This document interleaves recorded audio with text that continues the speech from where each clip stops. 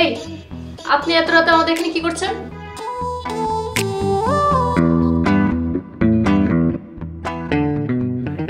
কি করছিলাম?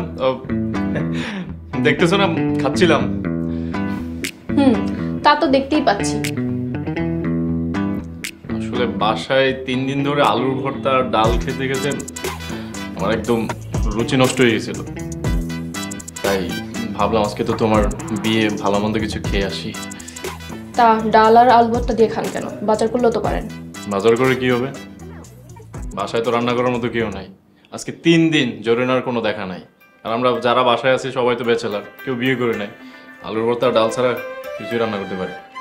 এত কষ্ট না করে যে কোনো একজন বিয়ে করে ফেললেই পারেন। আরে আমি তো সেটাই বলতেছি, আমি তো বিয়ে করতেই চাই, কিন্তু তুমি তো রাজি হচ্ছ না। আমি আপনাকে জীবনেও বিয়ে করব না। খেতে আসছেন, চুপচাপ খেয়ে চলে যান।